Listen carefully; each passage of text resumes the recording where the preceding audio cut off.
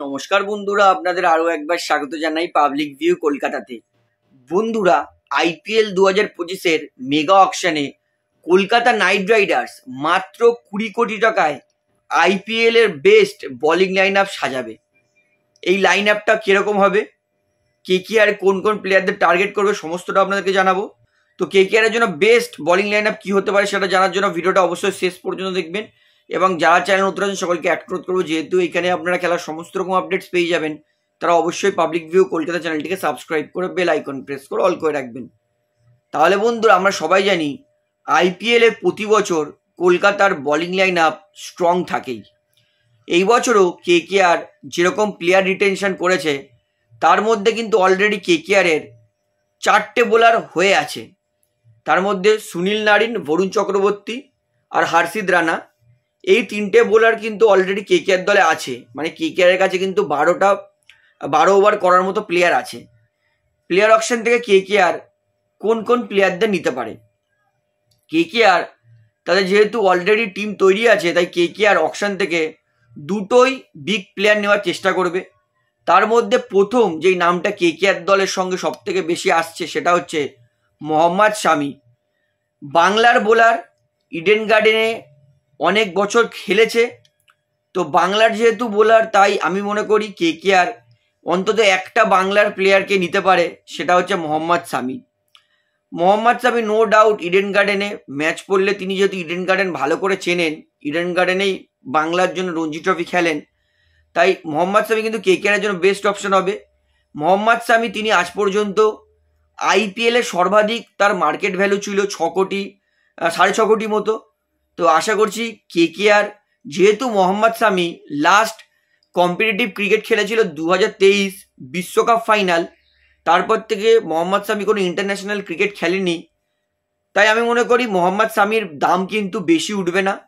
তাই মোহাম্মদ শামি খুব জোর হলে 7 কোটি মধ্যে কিন্তু কেকেআর পেয়ে যাবে।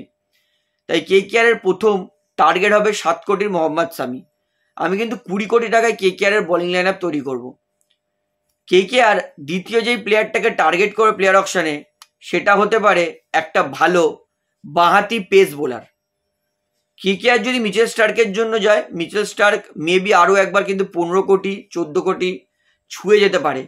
তাই কেকেআর যেহেতু তাদের কাছে 51 কোটি আছে, এর মধ্যে কেকেআরকে ভালো ব্যাটসম্যান নিতে হবে, উইকেট কিপার নিতে হবে, ক্যাপ্টেন নিতে হবে, ভালো বোলার নিতে হবে। তাই আমি মনে করি মিচেল স্টার্ক এই বছর হওয়ার চান্স আছে, কিন্তু খুবই কম। তবে তার অপশানে কেকেআর কিন্তু ভালো প্লেয়ার নিতে পারে, সেটা হচ্ছে thunderbolt, the Trent Boult. Trent বোল্টকে কিন্তু কেকেআর পেয়ে যেতে পারে 6-7 কোটি টাকার মধ্যেই, কারণ ট্রেন্ট বোল্টের হাইয়েস্ট মার্কেট ভ্যালু আইপিএলে সেটাও ছিল 8 কোটি টাকা। তাই কেকেআর যেহেতু ট্রেন্ট বোল্টের এই মুহূর্তে বয়স একটু বেশি হয়েছে, সেরকম টি20 কম্পিটিটিভ ম্যাচ খেলছেন না, তাই ট্রেন্ট বোল্টকেও কিন্তু কেকেআর 7 কোটির মধ্যে পেয়ে যাবে। 7 কোটি বেশি মনে হচ্ছে ট্রেন্ট বোল্টের জন্য, যদিও আমি 7 কোটি ধরছি। অর্থাৎ শামি আর ট্রেন্ট বোল্টের জন্য কিন্তু কেকেআর 14 কোটি টাকা খরচ করবে। এখনো কেকেআর নেবে 3টে প্লেয়ার। কেকেআর আরও একটা পেস বোলার ব্যাকআপে নেবে, সেটা হচ্ছে বাইবা বারোড়া। বাইবা বারোড়া কেকেআর এর জন্য লাস্ট সিজন ভালো বোলিং করেছিল, ভালো উইকেট নিয়েছিল। বাইবা বারোড়া তার বেস প্রাইস 50 লক্ষ টাকা। আগের বছর কেকেআর 60 লক্ষ টাকা দিয়ে বাইবা বারোড়াকে নিয়েছিল, এবং আমি মনে করি এই বছর বাইবা বারোড়াকে কিন্তু কেকেআর 2 কোটি বা 3 কোটি, ম্যাক্সিমাম 3 কোটির মধ্যে পেয়ে যাবে। তাই কেকেআর 3 নম্বর টার্গেট বোলার সেটা হচ্ছে বাইবা বারোড়া।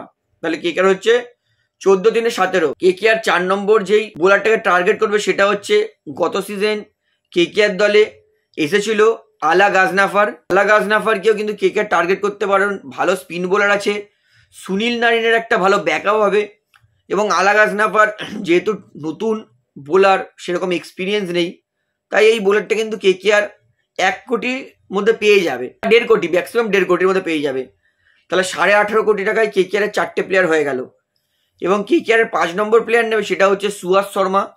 সুহাস শর্মা কিন্তু কেকেআর এর জন্য ভালো এক সিজন বল করেছিল, এবং কেকেআর কিন্তু বরুণ চক্রবর্তীর ব্যাকআপ নিলেও নিতে পারে সুহাস শর্মা, বা কোনো সময় দেখলো যে আজকের পিচে স্পিন বেশি আছে, সেই সময় 3টে স্পিন বোলার নিয়ে খেলতে হবে, সেই জায়গায় কিন্তু কেকেআর সুহাস শর্মাকেও নিতে পারে।